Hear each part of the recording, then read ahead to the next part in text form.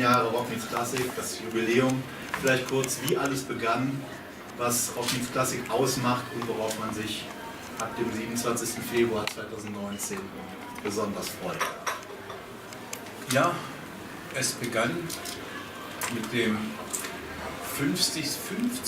Geburtstag von Manfred Hertlein.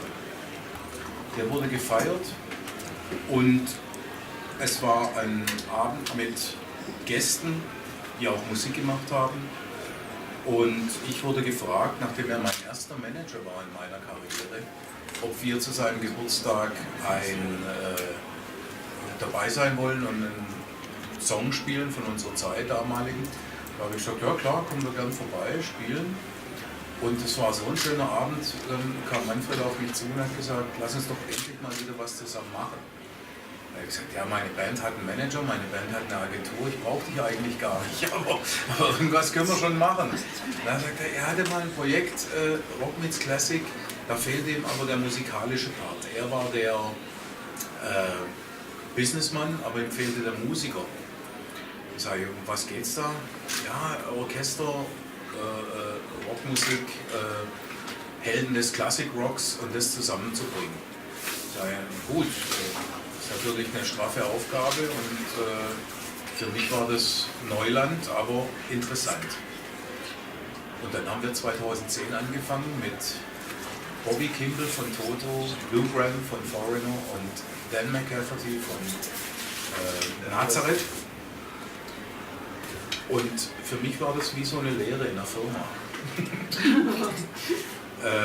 Von den Proben bis zum ersten Auftritt war das alles neu und alles musste sich finden. Und die Tour war noch in kleineren Venues konzipiert. Und der große Schritt kam dann 2011, nachdem wir Ian Gillan von Deep Purple für die Tour gewinnen konnten, war auf einmal alles anderes. Das Orchester wurde größer, der Chor wurde größer, die Anforderungen wurden größer, die Bühne war größer und die Venues waren größer. Und das war dann der eigentlich richtige Startschuss zu Rock meets Classic und jetzt das 10-jährige Jubiläum. Ich glaube, das war genug jetzt, ja? Das erste, ja. Anna-Maria. Du bist ein Musical-Weltstar und man würde dich jetzt auf Anhieb nicht in einem Programm vermuten, wo Lizzy und Deep Purple-Sänger, also die Klassik-Hard Rock Helden zu finden sind, Sweet und Loverboy, Reo Speedwagon. Du bist Special Guest für das 10-jährige Jubiläum. Wir freuen uns total. Ich auch. Bitte erklär doch in 2-3 Worten, was es für dich so spannend und außergewöhnlich macht, dabei zu sein. Ich habe vor der Zeit mit Peter Hofmann, wo er selber auf Tour mit Rockmusik war, habe ich immer mit dieser Idee gespielt, ob ich auch so etwas Ähnliches mache irgendwann. Und mit meinem Produzent und Manager haben wir ein bisschen vor ein paar Jahren angefangen, Rocksongs und klassisch zu machen, also Semi-Klassik, Crossover Klassik. Und das Gefühl, dazustehen als eigentlich klassische Sängerin mit einem Rockband gibt mir so eine Power und eine Freude. Und es kommt aus mir, aus meiner Kindheit und aus meine Träume immer, dass ich mit Gitarre und Rockband singen darf.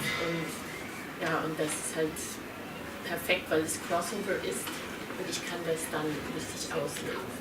Also wie quasi ein Traum für dich. Ja, total. Andy, 50 years of Sweet meets 10 years of Rock meets Classics. Two great anniversaries. It's the second time that you're on stage with your singer Pete. Yeah. What do you like with Rock meets Classic? And please explain what's the feeling to be on stage with the orchestra behind and everything. Well, we have tried to do something like this ourselves in the past, and it's never come together. But I was shown footage of Rock meets Classic with Dee Schneider at Wacken, and I thought, I want to be in that. we need to be in that because it was fantastic. And it's brought, pop music can sometimes be quite simplistic, but when you put some orchestration behind it, all of a sudden 3 chords sounds massive and fantastic. So from that point of view, everybody thinks that some of the pop is very simple. It's not. You know, there's complications and complexities in vocal harmonies and some of the music. And what the orchestra does is it meshes, it makes the whole thing, you know, wide, and to have such a fantastic rock band at the front of it all is, well, it's, Ja, soweit die Eingangsworte. Wenn ich übersetzen muss, bitte Bescheid sagen, gar kein Problem. Ansonsten bitte ich euch jetzt eure Fragen an die Künstler zu stellen.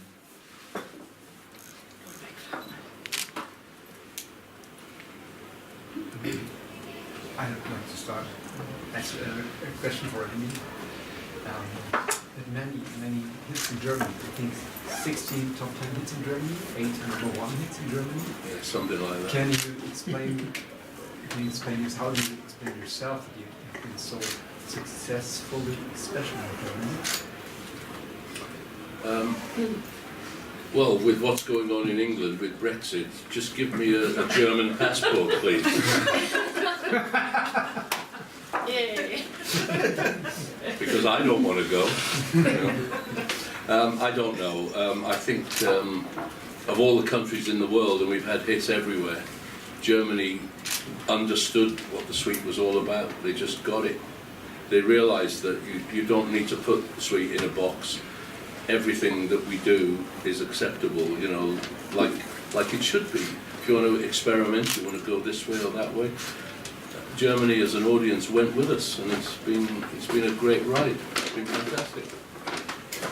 And how to select of these 16 hits that everybody knows, you know? We have more music, I know, but I think rock hits classic is for everybody, so but many people know many of your songs. How did you select the little oeuvre you could show here? Is it more like 5 songs or 6 songs you played? is it did you select something that's very good for the orchestral arrangement, or did you only put in the biggest space to it? Well, the last time we went down both routes. We have 2 kind of major hits with Fox on the Run and Ballroom Blitz. And we added to that, I think the last time it was Action and Love is Like Oxygen. This time we've decided to bring in Blockbuster as well, because that's got like an old blues riff, and I want to hear what the orchestra want to do with that, because it would be fantastic. And it's got that orchestral kettle drum thing in the middle, so it's, as you say, it's not easy picking the songs. What are you going to sing anyway? Arias? I'm going to sing from Phantom of the Opera. Oh, yeah. And this is probably one of the reasons they asked me to come on this tour, because it's popular in rock music nowadays. See, Nightwish. Oh yeah, I got a friend who plays in Nightwish. Yeah? Yeah. Plus a song from Metallica, Nothing Else Matters. Oh yeah. And the other song we're not sure how it Really a surprise. A surprise. Thank you. Mich würde interessieren, wie die Vorbereitungen auf so eine Show laufen, weil es sind ja alles Künstler, jetzt die selber viel zu tun haben. Gibt es da viele Proben oder ist es dann doch eher etwas Spontanes, was da auf der Bühne passiert? Also wir haben schon ein halbes Jahr vorher angefangen, mit den Künstlern zu sprechen, die Songauswahl zu treffen und dann an den Arrangements zu arbeiten. Meistens der Dirigent, der Keyboarder und ich, wir machen das dann zusammen. Wir machen dann auch Meetings und sagen, in welche Richtung wir die Show auch treiben wollen. Also es ist ja nicht getan, einfach die Songs aneinander zu hängen, sondern 2018 war zum Beispiel das erste Jahr, wo wir mehr mit Videos gearbeitet haben, wo wir jeden Künstler auch mit einem Video auf der LED-Wand vorgestellt haben. Das ist sehr gut angekommen, das wollen wir wieder machen und das müssen wir dann konzipieren. Und dann, je früher wir wissen, welche Songs wir mit den Künstlern performen, umso früher fangen wir dann auch an, schon an der Show zu arbeiten. Und das entwickelt sich dann bis hin, dass wir 2 Wochen vor der Tour mit der Band proben, dann mit der Band in dem Orchester proben und zum Schluss kommen dann die Gäste dazu. Und wir proben dann auch nochmal mit den Gästen und dann kommt die erste Show und dann ist eigentlich jeder schon vor der ersten Show kaputt. Aber dann kommt die richtige Show. Ist man da nicht wahnsinnig nervös vorher noch, dass man sagt, okay, es gab ja im Grunde dann so als Ganzes nicht so viele Touren gemeinsam. Man sagt, oh je, nicht, dass da doch irgendwas passieren oder irgendwas passiert, womit man so nicht gerechnet hat. ich kann schon zugeben, dass die Gesichter vor der ersten Show schon ein bisschen angesprengt sind. Insgesamt. Also wenn dann die 3., 4. Show gespielt ist, gucken die Leute ganz anders. Aber es ist schon so, dass selbst wenn man 10 Jahre lang das Ganze macht mit verschiedensten Künstlern, ist es noch immer so, dass man dann vor der ersten Show total angespannt ist. Also das Nervenkostüm ist dann schon etwas angekratzt. Aber wenn es dann gut gelaufen ist und meistens so nach der 2., 3. Show ist, dann kann man dann auch entspannt auf die Bühne gehen. Was macht für dich Rock mit Classics aus? Die Verschiedenheit, die wechselnden Künstler, die Vielfalt? Also für mich, meine Aufgabe ist es eigentlich, dass erstens das Publikum nach Hause geht und zufrieden ist und im nächsten Jahr wieder kommen will. Zweitens, unsere Gäste nach Hause gehen und sagen, oh, das würde ich gerne nochmal machen. So, und ich muss eigentlich dann die Show zusammenstellen, so dass ich glaube, das gefällt allen. Da kommen ja Leute, die wollen unbedingt Rockmusik hören, Fans von einzelnen Künstlern, sind nicht immer Fans von allen. Und irgendwo muss man da so einen Punkt treffen und sagen, okay, wir versuchen mal die Songs rauszusuchen, die repräsentativ sind, die in die Show passen und die versuchen wir mit der möglichst großen Emotion rüberzubringen. Meistens klappt es. Es gibt aber auch schwierige Dinge, wo wir uns schwer tun und dann, sagen wir mal, ein paar Shows brauchen, bis es dann richtig läuft. Ja. Letztes Jahr, beziehungsweise wir sind ja noch in 2018, 2018 hatten wir zum Beispiel 2 Künstler mit Saga und Supertramp, wo sich eigentlich die Songs so vielleicht im Radio einfach anhören. Ja, und 3 Minuten und wunderbar. Und wenn man die dann spielt, merkt man erstmal, was für eine Kompetenz auch in der Songwriting, im Arrangement dahinter steckt, dass es dann viel schwieriger ist, als man eigentlich dachte, wenn man das so mal hört. Ja.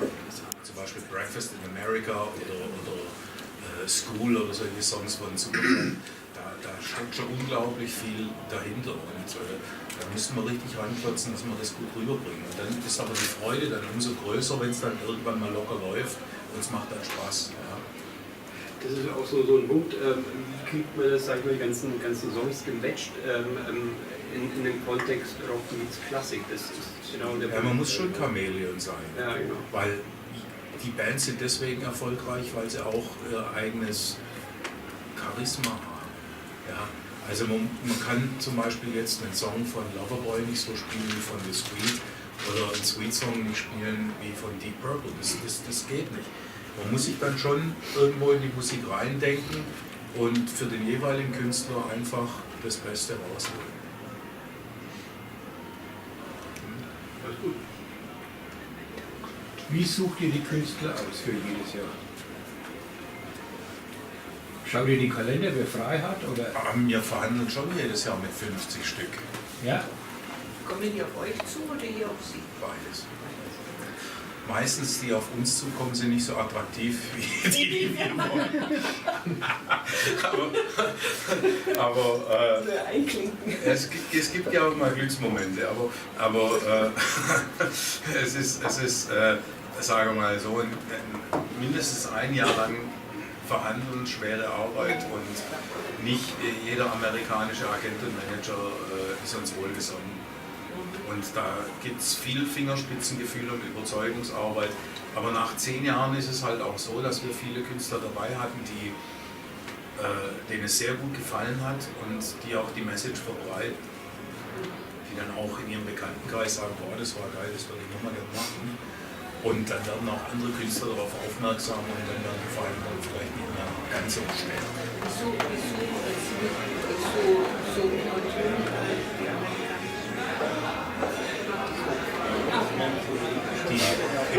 Die Interessen manchmal gehen doch arg auseinander.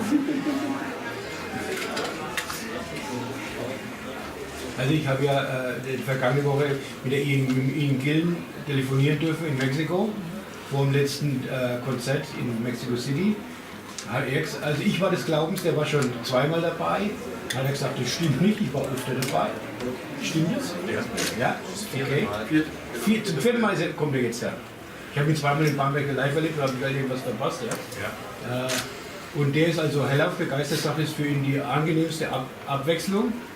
Und Backstage sagt er es einfach easy, locker und sehr erfreulich. Ja, deswegen ist er ja nochmal dabei, weil ich muss schon sagen, der Ian hat uns 2011 war es, geholfen, Rock meets Classic auf ein anderes Level zu bringen. Nach unserem Lehrjahr. Und das war eigentlich die Purple, die Miterfinder diese Symbiose zwischen Orchester und Rockmusik haben die ja vorgelebt und haben auch Platten gemacht und so weiter. John Lord war ja auch ein ganz wichtiger Faktor da drin. Und die Musik funktioniert wunderbar, es macht riesen Spaß und was kann ich sagen, wenn ich neben Ian Gillan stehe und fange Highway Star an und dann die Originalstimme, es ist halt einfach ein Moment für die Ewigkeit, ja, es ist grandios und wenn wir schon schaffen, 10 Jahre Rock meets Classic zu etablieren und haben ein Jubiläum, also dann muss derjenige einfach dabei sein, der uns geholfen hat, das Format auch zu etablieren. Andy, we just heard that Purple were experimenting with classical music. Yes. I was at the concert at the Albert Hall all those years ago. John Lord, the concerto. Yeah. Did this somehow? I was a young man then. Yeah. Did this somehow influence you and your music? That you said, you know, I saw the movie Bohemian Rhapsody, and Freddie Mercury was telling all the guys, we want to do opera. Did you have any of these moments in your career? Well, yeah. I mean, on Action, I played the cellos on the intro, and you know, as I said, we wanted to experiment, but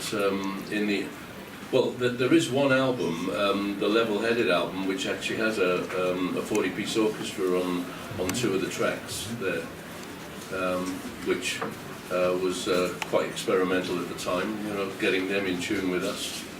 You know, it was all back then.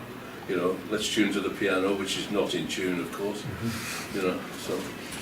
When did you learn to play the cello? I didn't really learn. I've never really been taught anything. But at school, I used to make a horrible din on a violin, so I knew how to bow. And once you find the notes, then it's fine. Did you see the movie? And next question, what would a movie about this week be like? Well, I've seen the Bohemian Rhapsody. Yeah, it's fantastic.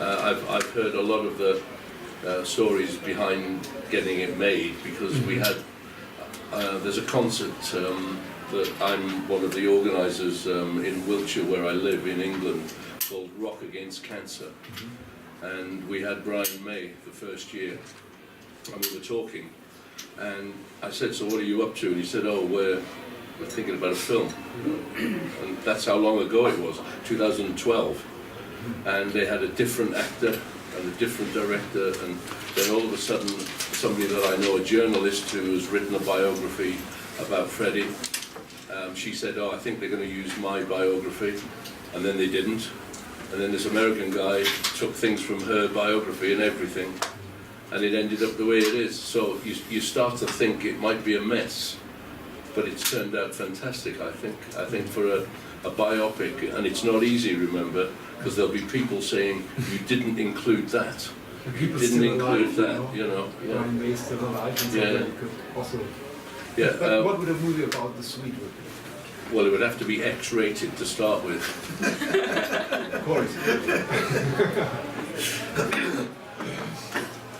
I don't know. We've, like a lot of bands, Led Zeppelin, The Who, several, two of my members are no longer here, so it would be difficult. I've had a couple of people ask about doing some kind of a film. There was an interesting one on Dr. Feelgood where Wilco did that. It's Really? the Oil City Confidential or something. And there was somebody talking about doing something like that based around like one person's view. But I just thought, I don't know. I'm getting a little bit older now. I just want to go fishing sometimes. Eine Frage an Frau Kaufmann hätte ich. Sie sagten, dass Sie Phantom der Oper singen wollen. Darf man sich da auf eine Rock-Orchester-Version freuen? Ja, auf jeden Fall. Und wer übernimmt den männlichen Part? Das ist auch ein Geheimnis. Ein Geheimnis, okay. Aber vielleicht einer der anderen Vielleicht. Künstler? Vielleicht. Okay. Also man darf gespannt sein. Ja.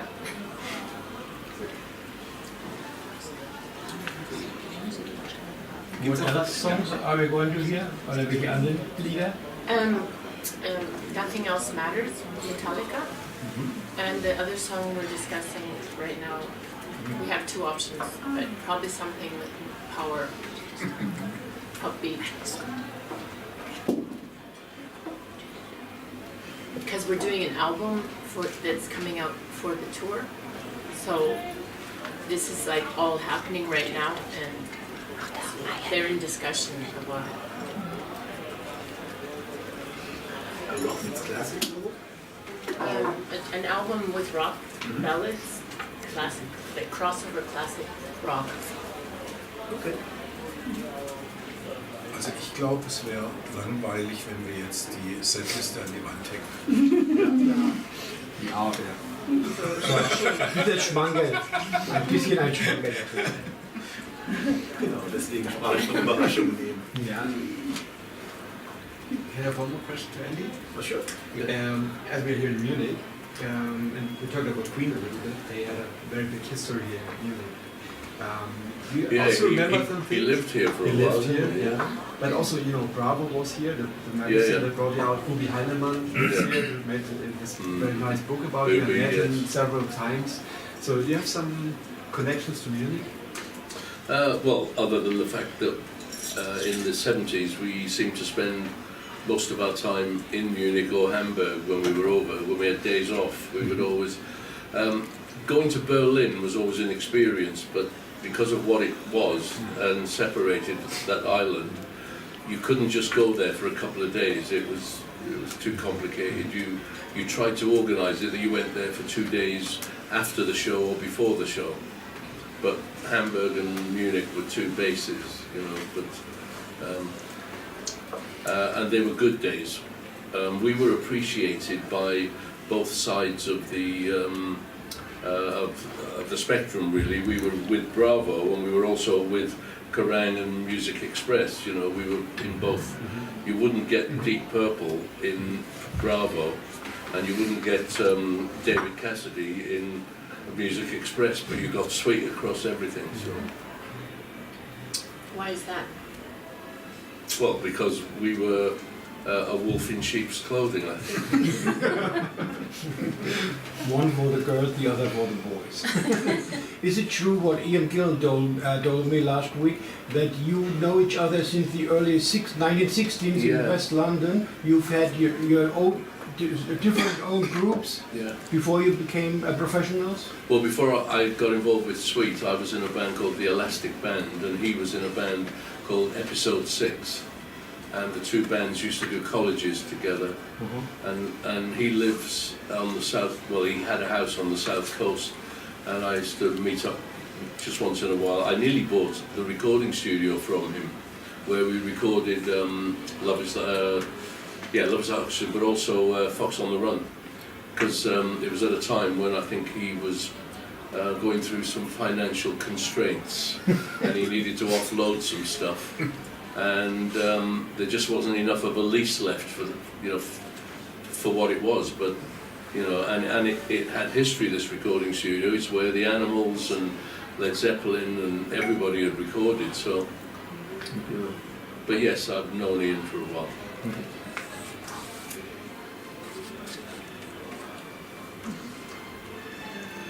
Did you record in Abbey Road? Yeah, not a lot. No, we had producers that, when I became the producer, we would go to all the residentials and all the, you know, the manor, and we went into Abbey Road in the big studio. There was another big studio in Wembley where you could put a full orchestra, things like this. You just needed to go to the right places. But one of my best experiences was with Mac in Munich here at the old Musicland studios that is no longer there, I gather. In fact, the last time I stayed at the Arabella, it was more like a hospital than a hotel. They tear it down now. Oh, is it gone completely? In 6 years? Oh, right. And my drummer at the time, when we stayed there, not that long ago, 5 years ago, he was on the floor where they had a lot of, I think they had a hospital one side, and people used to fly in and have operations. And he said he went to his room once and saw these hospital beds wheeling. What the hell was going on here? I said, well, you were on the right floor. Oh yeah, another thing I forgot to say was I did recording in Abbey Roads with for an album, and I sang with Joey Tempest. Oh. It was for a football World Cup. Germany against lost. They got out of the tournament very soon in France.